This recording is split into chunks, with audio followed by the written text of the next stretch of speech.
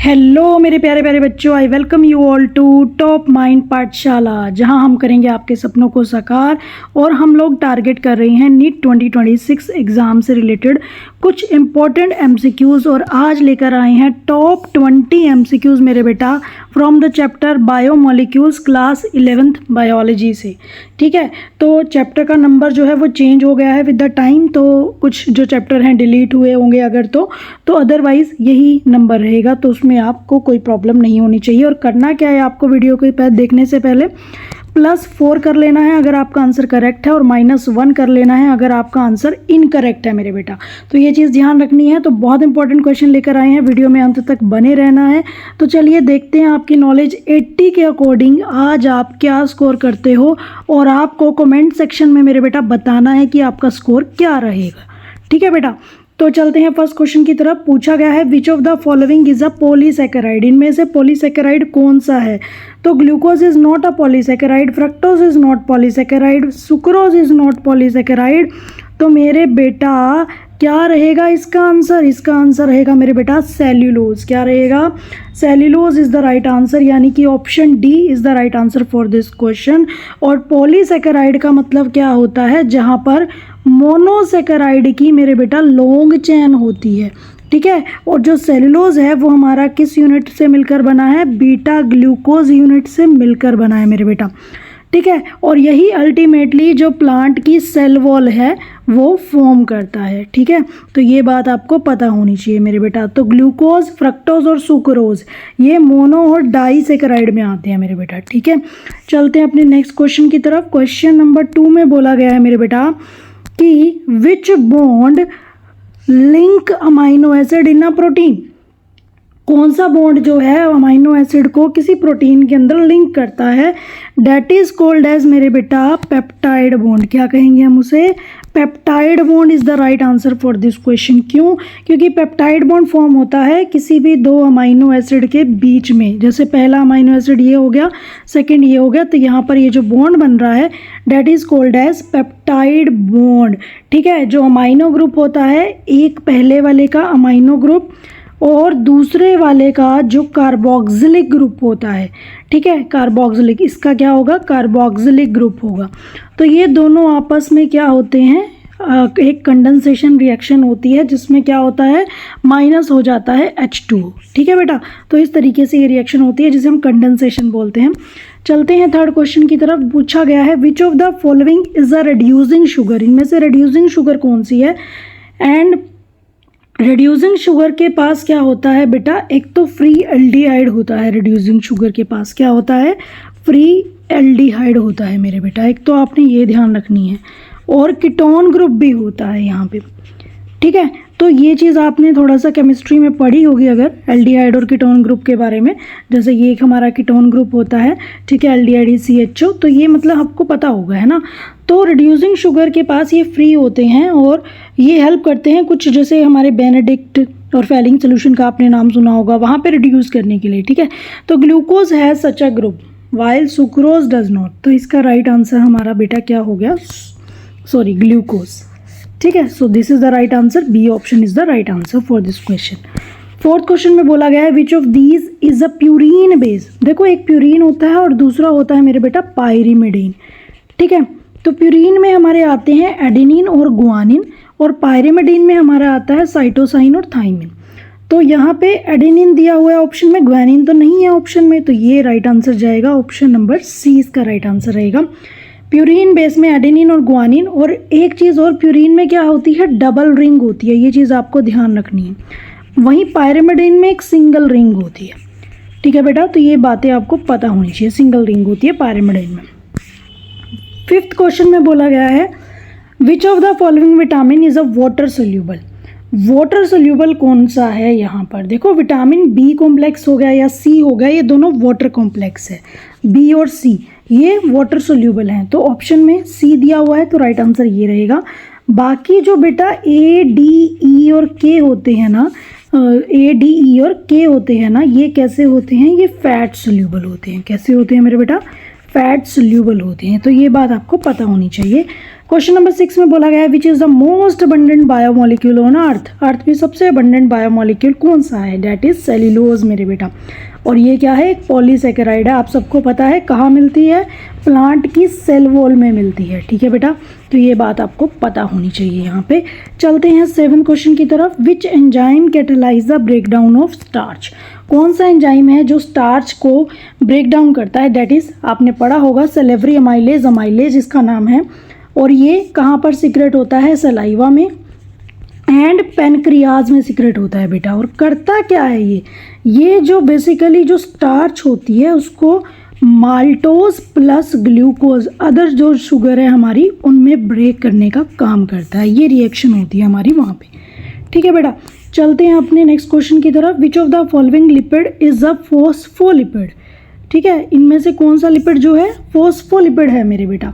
तो फोस्फोलिपिड में यहाँ पे लेसिथिन इसका राइट आंसर रहेगा बी ऑप्शन मेरे बेटा, क्योंकि लेसिथिन के पास एक फॉस्फेट हेड ग्रुप होता है प्लस यहाँ पे जिसे आप हाइड्रोफिलिक ग्रुप बोलते हैं, और एक हाइड्रोफोबिक फैटी एसिड टेल होती है ना। तो ये की कंपोनेंट होते हैं सेल मेम्ब्रेन के। राइट आंसर रहेगा B option. Which of the following is a non reducing sugar. Non reducing में हमारा नाम आता है सुक्रोज का। सुक्रोज के पास ना तो कोई फ्री एल्डिहाइड ग्रुप है और ना ही फ्री हमारे पास कीटोन ग्रुप है। ठीक है, तो इसीलिए यहाँ पर ऐसा होता है। नेक्स्ट क्वेश्चन 10th पे चलते हैं। Monomer of nucleic acid is. Monomer of nucleic acid होता है हमारा न्यूक्लियोटाइड। हर एक न्यूक्लियोटाइड जो है किस किस का बना होता है मेरे बेटा? शुगर का बना होता है, फॉस्फेट ग्रुप का बना होता है, ये इंपॉर्टेंट चीज़ आपको पता होनी चाहिए, और प्लस बेस का बना होता है जिसे आप नाइट्रोजिनस बेस बोलते हैं। इन 3 चीज़ों से मिलकर हमारा न्यूक्लियोटाइड बनता है and that is the basic unit. किसकी? That is the basic unit of DNA and RNA. ठीक है बेटा, तो ये इसका राइट आंसर रहेगा ऑप्शन नंबर ए मेरे बेटा।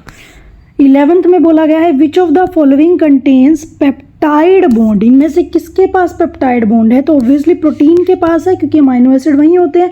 और प्रोटीन किसके पॉलीमर हैं? Protein are the polymer of amino acids मेरे बेटा। ठीक है, पॉलीमर्स ऑफ अमाइनो एसिड, और यही लिंक होते हैं पेप्टाइड बॉन्ड से। कौन सी रिएक्शन होती थी? Condensation reaction. चलते हैं 12th क्वेश्चन की तरफ। विच of these is a secondary metabolite. तो आपको सेकेंडरी मेटाबोलाइट के एग्जाम्पल याद करने हैं, और ये इंपॉर्टेंट क्वेश्चन है मेरे बेटा, ये एग्जाम में अक्सर पूछा जाता है क्योंकि अलग से टॉपिक है। तो यहाँ पे रबड़ जो है हमारा सेकेंडरी मेटाबोलाइट है। आपने एल्केलॉइड्स का नाम सुना होगा, ठीक है, और एसेंशियल ऑयल्स का नाम सुना होगा। ये सब हमारे किस में आते हैं बेटा? ये हमारे सेकेंडरी मेटाबोलाइट्स में आते हैं, क्योंकि इनको डायरेक्टली इनका कोई रोल नहीं है ग्रोथ और रिप्रोडक्शन में, बट इनका कुछ इकोलॉजिकल रोल है। ठीक है बेटा। 13 क्वेश्चन में बोलते हैं विच of the following is not a carbohydrate. इनमें से कौन सा कार्बोहाइड्रेट नहीं है? देखो, ग्लाइकोजन कार्बोहाइड्रेट है, चिटिन भी है यहाँ पे, और सेलुलोज भी है, but insulin is not a carbohydrate. तो राइट आंसर क्या रहेगा? Option number C. ठीक है बेटा, चलते हैं अपने नेक्स्ट क्वेश्चन की तरफ। Which element is found in protein but not in carbohydrate. Protein में प्रेजेंट है बट कार्बोहाइड्रेट में नहीं है। कार्बन होता है, देखिए बेटा, हाइड्रोजन भी होता है, ऑक्सीजन भी होता है, लेकिन जो नाइट्रोजन होता है ना मेरे बेटा, ये सिर्फ और सिर्फ प्रोटीन में होता है बट कार्बोहाइड्रेट में नहीं होता। आपने जितने भी प्रोटीन के एग्जाम्पल पढ़े हैं, प्यूरिन्स और जो हमारी सारी है, तो वहाँ पे नाइट्रोजन होता है। प्रोटीन के पास क्या है? Carbon, hydrogen, oxygen and nitrogen, और सम टाइम वहाँ पर नाइट्रोजन के साथ सल्फर भी होता है कहीं कहीं जगह पे, लेकिन कार्बोहाइड्रेट के केस में नाइट्रोजन नहीं होती। चलते हैं 15 question. DNA differ from RNA. DNA RNA से भिन्न है, विभिन्न है, तो डीएनए कंटेन क्या अलग है उसके पास थाइमिन है ना। और आरएनए के पास हमारे पास क्या होता है? यूरेसिल होता है। वहीं डीएनए के पास हमारे पास थाइमिन होता है। ये बात आपको पता ही होगी, है ना।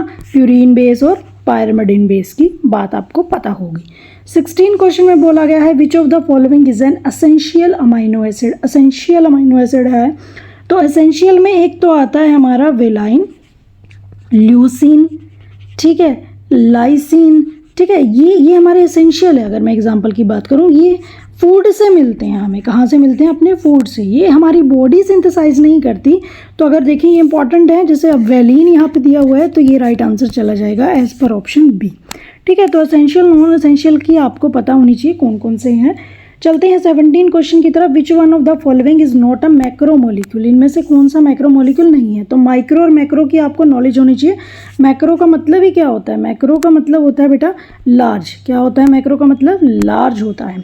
ठीक है, तो ऑब्वियसली लार्ज पॉलीमर्स जैसे कि प्रोटीन हो गया, न्यूक्लिक एसिड हो गया, पॉलीसेकेराइड हो गया, ये सब यहाँ पे आते हैं। और जो अकेला क्लोरोफिल है ना बेटा, ये क्या है, ये एक स्मॉल पिगमेंट मॉलिक्यूल है। ठीक है, ये एक स्मॉल पिगमेंट मॉलिक्यूल है। तो इसका राइट आंसर क्या रहेगा, ऑप्शन नंबर सी यहाँ पर मेरे बेटा राइट आंसर रहेगा। 18 क्वेश्चन में बोला गया है which one of the following statement is true about enzyme, इनमें से कौन सी स्टेटमेंट एंजाइम को लेकर ट्रू है।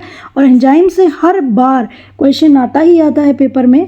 तो एंजाइम से रिलेटेड ट्रू स्टेटमेंट है कि दे आर द प्रोटीन्स, क्योंकि मोस्ट ऑफ द एंजाइम्स क्या होते हैं, प्रोटीन होते हैं और एक बायोलॉजिकल कैटालिस्ट की तरह एक्ट करते हैं, है ना, बायोलॉजिकल कैटालिस्ट की तरह एक्ट करते हैं। They are not consumed, reaction के टाइम पर ये कंज्यूम नहीं होते।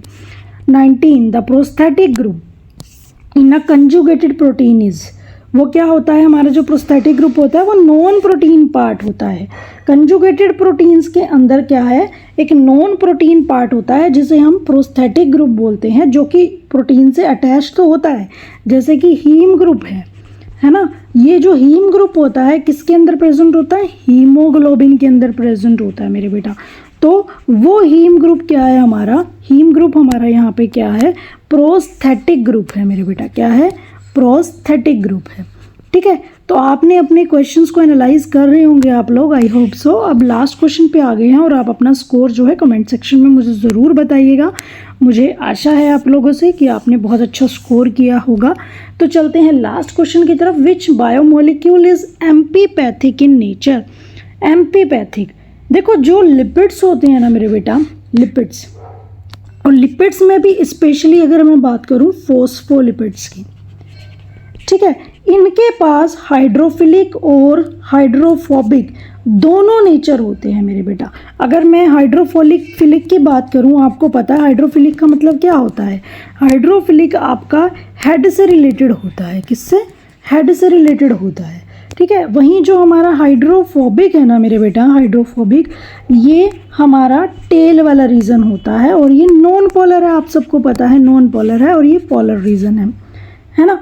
तो इसी तरीके से ये दोनों मिलके क्या है, आपस में एम्पीपैथिक इसका नेचर है, क्योंकि दोनों चीज़ें हैं and that is ideal for the membrane, बहुत ज़रूरी है मेम्ब्रेन के लिए। तो राइट आंसर क्या रहेगा, ऑप्शन नंबर बी। ठीक है बेटा, तो this is all about today's video. I am expecting कि आप सब ने बहुत अच्छे से सारे क्वेश्चन अटैम्प्ट किए होंगे और कमेंट सेक्शन में मुझे आंसर ज़रूर बताएंगे। So thanks for watching this video, मिलते हैं अपनी नेक्स्ट वीडियो में। Till then take care, bye bye.